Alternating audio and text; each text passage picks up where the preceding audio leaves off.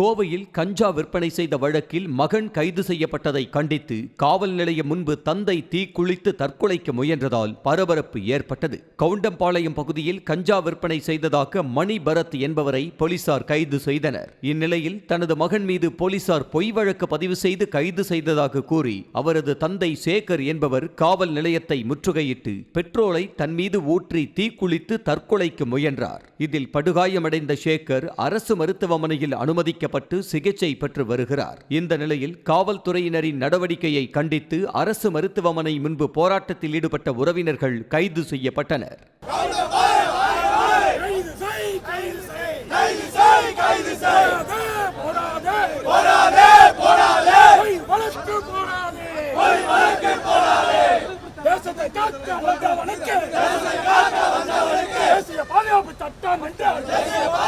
நேற்று காலில் வந்து கூட்டிகிட்டு போயிருக்காங்க. அது எதுக்கு அப்படி கூட்டிகிட்டு போகிறாங்க? பையன் 110 போடுறேன்னு சொல்லி போட்டு தான் கூட்டிகிட்டு போயிருக்காங்க. கூட்டிகிட்டு போயிட்டு அங்கே கையில் விலங்கு மாட்டிட்டு உட்கார வச்சுட்டு விட மாட்டேன்னு. இப்போ என் பையன் போயிருக்கிறான், போய் கேட்கறது போயிருக்கிறான். வேணுன்னா விட மாட்டேன், அவங்க கஞ்சா கேஸ் இருக்குது அவன் மேலே, அவங்க கையில் கஞ்சா 1 கிலோ கஞ்சா நாங்கள் பிடிச்சிருக்கிறோம் அப்படின்னு என் பையனை மிரட்டி இருக்கிறான். அப்புறம் இப்படியே பண்ணி தான் பெரிய பையனையும் பிடிச்சி உட்கார வச்சுருவோம் அப்படின்னு எல்லாம் பேசியிருக்காங்க. இப்படி பண்ண என்ன பண்ணுறது சொல்லு பார்க்க. காலையிலேருந்து காலைல 6 மணிலேருந்து நைட்டு 9 மணி வரைக்கும் ரேஷனில் தான் இருந்திருக்காங்க. இருந்துட்டு அவ்வளோ கெஞ்சி விடவே இல்லை. அப்புறம் 9 மணிக்கு மேலே கேஸ் போட்டு உள்ளே கொண்டு போயிட்டாங்க. இவரும் பேசின மூச்சே இல்லாமல் இருக்கா.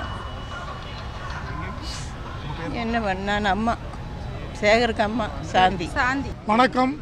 பாரத் சேனா மாநில தலைவர் நேற்று காலை 6 மணி அளவில் பாரத் சேனா அமைப்பைச் சேர்ந்த வடக்கு மாவட்ட செயலாளர் சிடி சேகர் என்பவரின் மகனை மணி பரத் என்பவரை காவல்துறை கைது செய்துள்ளது. அந்த கைது நடவடிக்கையில் ஈடுபட்ட காரணத்தினால் பொய் வழக்கு பதியப்பட்டுள்ளது. அவர் அடிதடி வழக்கில் உள்ள சென்றிருக்கிறார். 307 போன்ற வழக்கில் உள்ள சென்றுள்ளார். ஆனால் கஞ்சா வழக்கை போட்டு காவல்துறை மிரட்டியுள்ளது. சின்ன பையனை மிரட்டி பெரிய பையனை மிரட்டியுள்ளது. இதை தட்டி கேட்க சென்ற எங்களது மாவட்ட செயலாளர் சிடி சேகர் அவர்களை தரக்குறைவாக பேசியுள்ளனர்.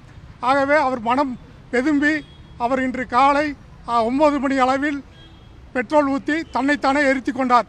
இது முழுக்க திமுகவின் பின்புலம் உள்ள சில ஆட்கள் மூலியமாக இந்த பிரச்சனை நடந்துள்ளது.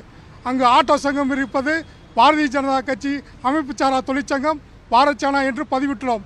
அது பிடிக்காத திமுகவை சேர்ந்த நபர்களால் இன்று இந்த நிலைமை ஏற்பட்டுள்ளது. ஆகவே காவல்துறை ஆய்வாளர் ராஜேஷ்குமார் அவர்கள் மீது உரிய நடவடிக்கை எடுக்க மேலதிகாரிகளை வலியுறுத்தி பாரத் சேனா பாரதிய ஜனதா கட்சி சார்பில் மறியல் செய்ய உள்ளோம் என்பதை தெரிவித்துக் கொள்கிறோம். பாரதிய ஜனதா அமைப்பு சாரா தொழிற்சங்கத்துடைய மாநில துணைத் தலைவர். ஆனால் விஷயம் என்னென்னா, ஜனவரி 26 குடியரசு தின விழா அன்னைக்கு நமது பாரதிய ஜனதா அமைப்பு சாரா தொழிற்சங்கத்தில் பாரத் சேனாவை இணைத்து ஒரு பேர் பலகை திறப்பு விழா ஆட்டோ சங்கத்தோடு தான் நடந்தது. எதுக்கு அப்படின்னா, கடந்த 3 மாதமாக அங்கே இருக்கக்கூடிய காவல்துறை அதுக்கு பதிவேன் இல்லை ஆட்டோ ஸ்டாண்டுக்குங்கிற ஒரு சூழ்நிலைக்காக நாங்கள் 2 பேரும் அமைப்பு 2 பேரும் பேசி நாங்கள் முடிவெடுத்து பழைய போர்டு, அது புது போர்டும் கிடையாது, பழைய போர்டை புதுப்பித்து நாங்கள் 2 பேர்த்தோட அமைப்போடு சேர்ந்து நாங்கள் மெர்ஜ் பண்ணி ஒரு தொழிற்சங்கமானது அங்கே நிறுவப்பட்டது. அதில் வந்து 3503 C9 சொல்லி நமது மாநிலம் முழுக்க இருக்கக்கூடிய 4.5 லட்சம் பேர் இருக்கக்கூடிய தொழிற்சங்கத்தில் ஒரு ஆட்டோ தொழிலாளர் வாழ்வாதாரத்துக்காக ஒரு விஷயம் இந்த அரசாங்கத்துக்கு சொல்லிக்கிறோம். தமிழ்நாடு அரசாங்கத்துக்கு நீங்கள் கொடுக்கக்கூடிய நலவாரிய பதிவு மூலிமா கொடுக்கக்கூடிய சலுகையில் தான் நாங்கள் அரசாங்கத்திலேருந்து தொழிலாளிக்கு வாங்கி கொடுக்குறோம். அப்படிப்பட்ட ஆட்டோ சங்கத்தை உருவாக்குனதை திமுக பின்புலத்திலிருந்து அது திமுக ஆட்டோ ஸ்டாண்டாக உருவாகணுங்கிற ஒரு நோக்கத்தோடு செயல்பட்டதாக இந்த 5 நாள் காரமாக. இந்த 5 நாளாக சேகரை கொண்டு போய் ஸ்டேஷனில் உட்கார வச்சு இந்த ராஜேஷ் இன்ஸ்பெக்டரு இந்த போர்டை மாற்று, எனக்கு இன்ஃப்ளூயன்ஸு வருது, எனக்கு மேலே இருந்து ப்ரெஷர் வருது, என் தலை உருவுறது, என் தலை உருண்டா உன் தலை உருளுன்னு பயங்கரமாக த்ரெட்டிங் பண்ணியிருக்கிறாரு. கடைசியாக பார்த்தீங்கன்னா போன 3 நாளைக்கு முன்னாடி மட்டும் இது வந்து ஸ்டேஷனில் தவிர அவர் நீங்கள் கேமரா எடுத்து பார்த்தீங்கன்னா தெரியும், ஸ்டேஷன் கேமரா எடுத்து பார்த்தீங்கன்னா தெரியும், 3 நாள் ஸ்டேஷனில் தான் இருக்கார். 3ஆவது நாள் முடிஞ்சு நேற்று என்ன பண்ணியிருக்காங்க, காலை 6:30 மணிக்கு வீட்டில் தூங்கிட்டு இருந்த பையனை நாங்கள் என்ன கேட்குறோன்னா, ரோட்டில் இருக்கான், ஒரு சமூக குற்றத்தில் ஈடுபடுறான், நாங்கள் யாரும் கேட்க போகிறதில்ல. ஒரு 6:30 மணிக்கு வீட்டில் தூங்கிட்டு இருந்த பையனை எழுப்பி ராஜேந்திரன் ஸ்பெஷல் டீம் இருக்கக்கூடிய ஒரு காவல் அதிகாரி வீட்டிலேருந்து எழுப்பி கூட்டிகிட்டு போய் சாயந்தரத்தில் நேற்று சேகர் கடைசியாக கால் வந்து கெஞ்சிருக்காரு இன்ஸ்பெக்டர்கிட்ட. என்ன காரணத்துக்காக என் பையனை கூட்டிகிட்டு வந்திருக்கீங்க, போர்டு தான் பிரச்சனை, போர்டு பிரச்சனைன்னு சொல்லுங்கள், இது வேறு அது வேறுன்னு சொல்லி ஹையர் அஃபீஷியல் எங்கள் அதிகாரிகள் கிட்ட போய் எங்கள் தொழிற்சங்கமும் பாரத் சேனா தலைவரும் எல்லாருமே பேசினதுக்கு அதுக்கு சம்மந்தம் இல்லைன்னு சொல்லிட்டாங்க.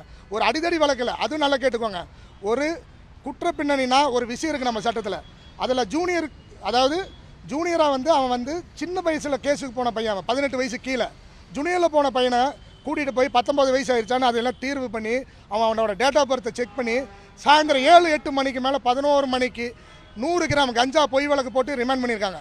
அந்த பையனுக்கு இன்றைக்கி வந்து அது உண்மையான குற்ற பின்னணியாக இருந்தால் இன்றைக்கி 11 மணிக்கு பெயில் ஆக வேண்டிய அவசியம் கிடையாது. இன்றைக்கி காலையில் அவனுக்கு 11 மணிக்கு பெயில் ஆயிடுச்சு. ஆக மொத்தம் இது பொய் வழக்குங்கிறது முழுக்க 2 அமைப்பு சேர்ந்து சேகருக்கு ஏதாச்சும் ஒரு உயிர் சேதமோ அவங்க குடும்பத்துக்கு ஏதோ ஒரு பாதிப்பு இதுக்கு மேலே வந்துச்சுன்னு சொல்லி சொன்னால், எந்த ஆட்டோ தொழிலாளருக்கு வந்துச்சுன்னு சொன்னால் அனைத்து ஆட்டோ கூட்டமைப்பும் சேர்த்து ஒன்று சேர்க்க போகிறோம். தமிழ்நாட்டில் கோயம்புத்தூர் அத்தனை பேர்த்து ஒன்று சேர்க்க போகிறோம். இது திங்கக்கிழமை மிகப்பெரிய ஆர்ப்பாட்டமாக கோயம்புத்தூரில் பெரிய போராட்டமாக எடுப்போங்கிறது 2 அமைப்பு சார்பாக சொல்லியிருக்கோம். செய்திகளை உடனுக்குடனும் துல்லியமாகவும் தெரிந்து கொள்ள சப்ஸ்கிரைப் பண்ணுங்க.